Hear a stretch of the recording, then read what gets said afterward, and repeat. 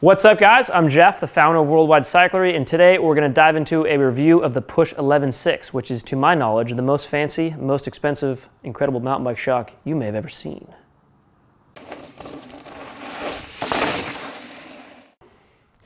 So if you're not familiar with Push Industries, they are a small suspension company out of Loveland, Colorado, of passionate mountain bikers that are just legitimately the biggest mountain bike suspension nerds on the face of the planet.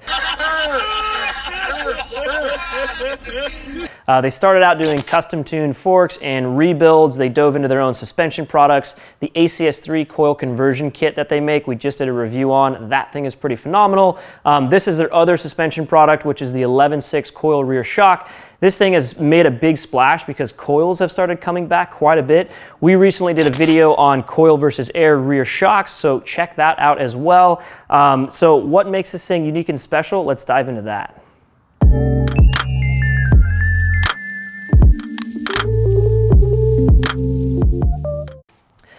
The most shocking thing about this shock is how custom it is. These things are custom tuned for you, for your bike, your riding style, and your weight.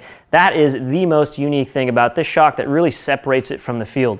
So like I said, Push, those guys there are just absolute suspension gurus. And because of that, they really understand everything in terms of how progressive a bike is, its anti-squat, all that sort of stuff. If it's linear, if it's not.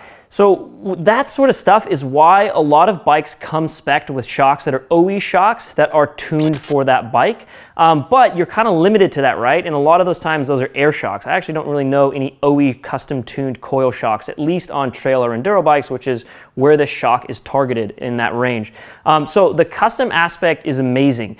Basically, when you buy this thing, you give Push, or us, we do sell these things of course, all of that information, again, your bike, your weight, and your riding style, and they actually make them to order in the USA. So another unique feature, made in the USA, which is really cool. Custom tune the entire thing just for you. You still do have plenty of adjustment, but they do of course give you the recommended settings when you get it. So you have what they call an open mode and an efficiency mode, which is more or less open mode is for when you're descending, and then the efficiency mode, you can tune that to sort of be a little bit stiffer or really stiff if you want it to sort of be like a climb mode. Those two adjustments are vital for sure. The other cool thing that makes this unique is the longevity. So because it's custom built per bike, if you get a new bike, if you go from a Yeti to a Specialized and then to an Evil, you can send this back to Push and they will actually change the eye-to-eye. They'll change maybe if you wanted a trunnion mount or a regular eye-to-eye mount, they can change that for you. They can change the shim stack and all of the custom tuning per bike. So basically, yes, it is a $1,200 shock, very expensive, but when you buy it, you can keep this thing for, I don't know, probably ever, right? Push doesn't make these for every single bike out there, but almost every single high-end, reputable, noteworthy mountain bike, they have this thing tuned for it as long as that bike fits a coil shock. So to dive into some of the adjustments and on-the-trail performance, let's go.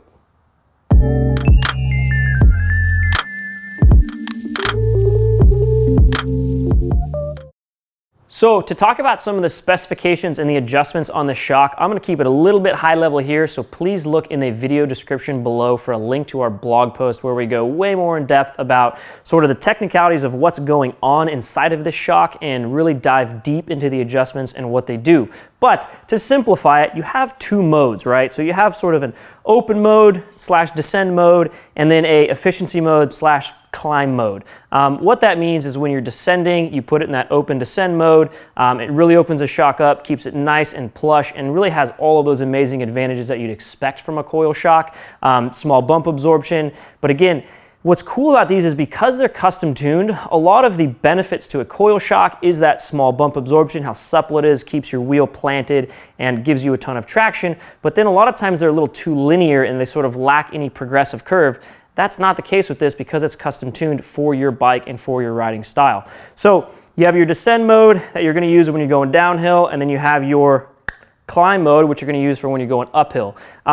Both of those modes have a high and low speed compression adjustment. Again, they're going to send you this shock with the base settings that they recommend for, again, your bike, your weight, and your riding style. So you don't necessarily need to mess with it a ton right out of the box. You can just put it on your bike and enjoy it and test it out and then slowly play around with these adjustments.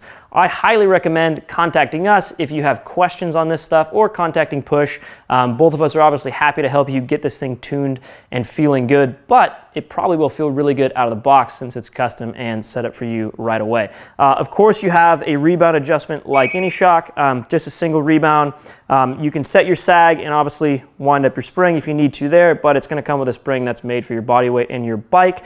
That's sort of a high-level overview of the adjustments. How does this thing actually stack up and work on the trail? I've been riding it on this Ewald Offering, and it's absolutely impressive. So it does everything you'd expect a coil shock to do, like the things I just mentioned: small bump, you know, having that sort of planted, stable feel, but also being able to be progressive because it is custom tuned for your bike. I was definitely impressed with how stable it made the rear end of this bike feel compared to an air shock. That to me was probably the biggest thing that I noticed. And these things are already fairly stable right out of the box, but basically it just did everything right. And it had that supple feeling, it had progressive ramp to it when you wanted it to. It didn't sink too deep in its stroke. When you flicked it into the climb mode, it was stiff, it was perfect. It wasn't too stiff to where like you felt like you didn't have traction, but it wasn't too soft to where it felt like the adjustment didn't do anything. It just did exactly what they claim it does and how it should work. And to me, that's impressive in what you expect out of an expensive high-end shock like that. So let's dive into some of the pros and cons.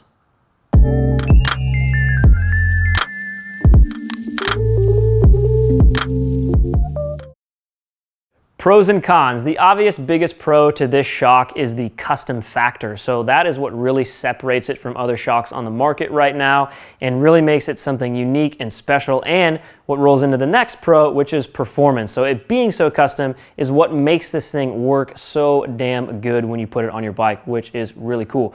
The other pro, swapping it from bike to bike. I really like that feature, and that's something no other shocks really have. So although this thing is expensive, being able to swap it from bike to bike is a really cool feature because you can probably keep this thing for several years. It's also made in the USA, which has some cool factor to it, and just the look and feel of this thing has a lot of cool factor to it, so I'd definitely label that as a pro.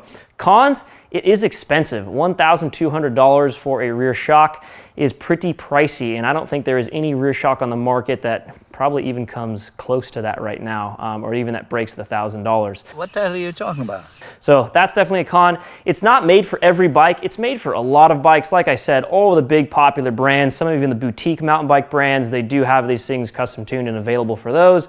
But it's not made for every single bike, so that's a bit of a con. Also, when brand new bikes come out, it sometimes takes them a little while to design and figure out everything before it's available for that.